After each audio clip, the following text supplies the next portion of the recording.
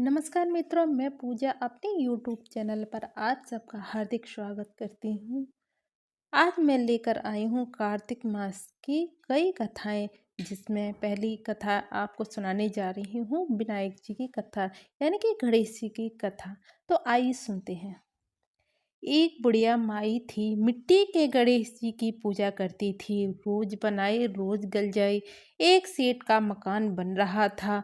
बुढ़िया बोली, पत्थर का गणेश जी बनवा दो। मिस्त्री बोले, जितने में हम तेरा पत्थर का गणेश गढ़ेंगे उतने में हम अपनी दीवार न चिनेंगे। बुढ़िया माई बोली, राम करे तुम्हारी दीवार टेढ़ी हो जाए। अब उनकी दीवार टेढ़ी हो गई। वो चिने और डह देवे, चिने और डह देवे। इस तरह करते करते शाम हो गई। शाम को सेठ आया। उसने कहा, आज कुछ भी नहीं किया। वो कहने लगे कि एक बुढ़िया माई आई थी, वो कह रही थी, मेरा पत्थर का गणेश गढ़ दो। हमने नहीं गढ़ा तो उसने कहा, तुम्हारी दीवार टेढ़ी हो जाए। तब से दीवार सीधी नहीं बन रही है। बनाते हैं और ढा देते हैं। सेठ ने बुढ़िया बुलवाई। सेठ ने कहा, हम तेरा सोने का गणेश गढ़ देंगे, हमारी दीवार सीधी कर दो। सेठ ने बुढ़िया को सोने का गणेश गढ़ा दिया।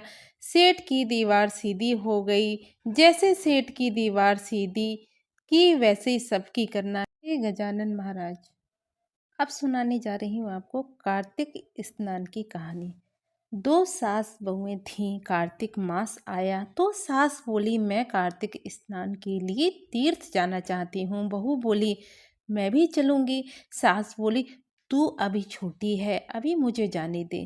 सासू तीर्थ गई तो बहू कुम्हार के से 33 कुंडे ले आई। रोज एक कुंडा भर कर रखती। उधर गंगा जी में सासू जी की नथ गिर गई। बहू कुंडे में नहाती हुई बोली, सासू नहावे उड़े, मैं नाऊं कुंडे। इतने में गंगा की धारा कुंडे में आ गई। साथ में सासू जी की नथ भी आ गई। बहू ने नथ पहचान ली और अपने नाक में पहन ली। महीना पूरा हुआ, सासू जी आई। बहू सामान लेने लगी तो सास नथ देख बोली, तू यह कहाँ से लाई है? तो बहू बोली, यह तो मेरे कुंडे में गंगा की धार के साथ आ गई थी। अब सास बोली, मुझे ब्राह्मण भोज करना है। बहू बोली, सासू जी दो ब्राह्मण मेरे भी जिमा दो, मैंने भी कार्तिक स्नान किया है। तूने कहाँ कार्तिक स्नान किया? तो बहू बोली, ऊपर चलो, मैं आपको बताती हूँ। ऊपर गए तो देखा सारे कुंड सोने के हो गए थे। बहू बोली, मैं रोज कुंडा भर कर रखती और सुबह जल्दी उठकर नहाती और उल्टा करके रख देती। तब सासू जी बोली, बहू तू बहुत भाग्यवान है जो साक्षात गंगा जी तेरे पास आई हैं। तूने श्रद्धा और विश्वास से कार्तिक स्नान किया तो भगवान ने तुझे फल दिया। दोनों सास बहुओं ने धूमधाम से ब्राह्मण जिमाकर दक्षिणा देकर विदा किया। भगवान जैसा सास बहू को दिया वैसा सबको देना। एक कहानी आपको सुनाते हैं कार्तिक स्नान की। इल्ली गुड़ की कहानी। एक इल्ली और गुड़ था। इल्ली बोली, आओ गुड़ कार्तिक स्नान करें। गुड़ बोला, तू ही कार्तिक स्नान कर ले, मैं तो नहीं करूँगा। बाद में इल्ली तो राजा की लड़की के पल्ले के लगकर कार्तिक स्नान करती। गुड़ ने कार्तिक स्नान नहीं किया, दोनों मर गए। बाद में इल्ली के कार्तिक स्नान के पुण्य के कारण राजा के घर जन्म हुआ और गुड़ का राजा के घर गधा बन गया। राजा ने बेटी के विवाह का सावा निकाला। बेटी ससुराल जाने लगी तो उसने अपनी पालकी रुकवाई और राजा से कहा, यह गधा मुझे चाहिए। तब राजा ने कहा, यह मत ले जाओ, चाहे तो धन दौलत ले लो, पर लड़की नहीं मानी, मुझे तो यही चाहिए। गधे को रथ से बांध दिया तो गधा दौड़ने लगा। महल में पहुंचने पर गधा को महल के नीचे बांध दिया। जब लड़की नीचे उतरी तो गधा कहता है, मुझे पानी पिला दे। तब लड़की ने कहा, मैंने पहले ही कहा था कि कार्तिक स्नान कर ले, पर तूने कहा माना। मैं तो बाजरा खाऊंगा और ठंडा ठंडा पानी पीऊंगा। उनको बातें करते देख राजा ने सुन लिया। जब राजा ने कहा कि आप मुझे सारी बातें बताओ, तब रानी लड़की ने राजा को सारी बातें बताई। मैं पिछले जन्म में इल्ली थी और ये गुड़ था। मैंने कहा तू भी कार्तिक स्नान कर ले, पर वह नहीं नहाया। मैं कार्तिक स्नान के पुण्य से राजा के घर लड़की के रूप में पैदा हुई और आपके घर में राजपाट कर रही हूँ। तब राजा ने कहा कार्तिक स्नान का इतना पुण्य है तो हम दोनों जोड़े से नहाएंगे। रानी राजा ने अत्यंत प्रसन्न मन से कार्तिक स्नान कर दोनों ने दान पुण्य किया और सारी नगरी में कहलवा दिया कि सब कार्तिक स्नान कर नहाया हुआ पानी गुड़ पे डालेंगे, जिससे गुड़ की मोक्ष हुई। हे कार्तिक भगवान, जैसा सुख इल्ली को दिया वैसा सबको देना। अब हम आपको सुनाने जा रहे हैं कार्तिक मास में तुलसा माता की कहानी। कार्तिक महीने में एक बुढ़िया माई तुलसी जी को जल सींचती और कहती, हे तुलसी माता, सत की दाता, मैं तेरा बेड़ा सींचूं। मुझे बहु दे, पीताम्बर की धोती दे, मीठा मीठा घास दे, वैकुंठा में निवास दे। चटक की चाल दे, पटक की मौत दे, चंदन का काट दे, रानी सा राज दे, दाल भात का भोजन दे, 11 मौत दे, कृष्णा जी का कंधा दे। तब तुलसी माता यह सुनकर सूखने लगी तो भगवान ने पूछा कि हे तुलसी जी, तुम क्यों सूख रही हो? तुलसी माता ने कहा कि एक बुढ़िया रोज आती है और यही बात कह जाती है।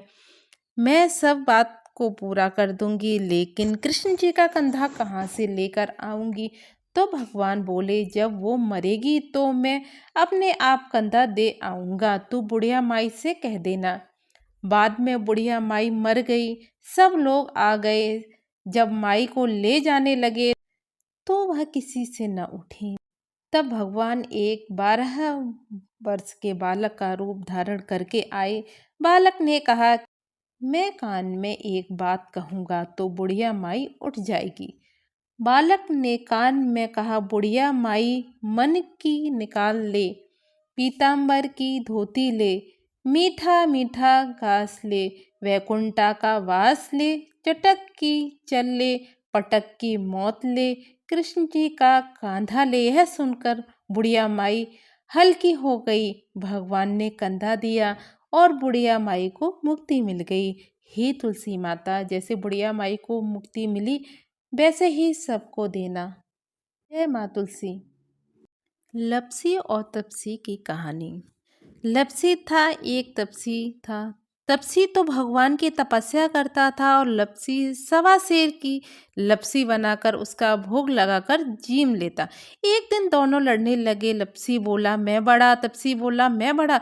इतने में नारद मुनि आए और बोले, तुम क्यों लड़ रहे हो? वो लपसी ने कहा, मैं बड़ा हूँ। तो तपसी कहने लगा, मैं बड़ा हूँ। तब से बोला, मैं सारे दिन भगवान की पूजा करता हूँ। यह सुन नारद जी ने कहा, मैं तुम्हारा फैसला कल कर दूंगा। दूसरे दिन लपसी तपसी नहाकर आए तो नारद जी ने 1.25 करोड़ की अंगूठी उनके आगे फेंक दी। लपसी का ध्यान उस अंगूठी पर नहीं गया। तपसी तपस्या करने बैठा तो उसे अंगूठी दिखी और उसने अपने घुटने के नीचे दबा ली और तपस्या करने लगा। लपसी लापसी बनाकर उसका भगवान का भोग लगाकर जीमने बैठ गया। इतने में नारद जी आए और दोनों से पूछा कि कौन बड़ा? फिर तपसी ने कहा, मैं बड़ा। नारद जी बोले, तेरा घुटना उठा तो उसके नीचे 1.25 करोड़ की अंगूठी निकली। तब नारद जी बोले, ये अंगूठी तूने चुराई है, मुझे तेरी तपस्या का फल नहीं मिलेगा। तब तपसी बोला, हे नारद मुनि, मेरी तपस्या का दोष कैसे दूर होगा? नारद जी ने कहा, रोटी बनाकर बाटिया नहीं बनाया तो फल तुझे होगा। ब्राह्मण जीमा कर दक्षिणा नहीं दे तो फल तुझे होगा। साड़ी देकर ब्लाउज नहीं दिया तो फल तुझे होगा। दिया से दिया जलावे तो फल तुझे मिलेगा। सब व्रत त्योहार की कहानी सुनने के बाद तेरी कहानी नहीं सुने तो फल तुझे होगा, तब से लपसी तपसी की कहानी सुनी जाती है। कहानी सुनने के बाद ऐसा कहे, लपसी को फल लपसी न हो जियो, तपसी को फल तपसी न हो जियो, महा की कहानी कथा को फल महान्य हो जियो। तो ये थे कार्तिक मास की कुछ कहानी जिन्हें हम स्नान करते समय सुनते हैं।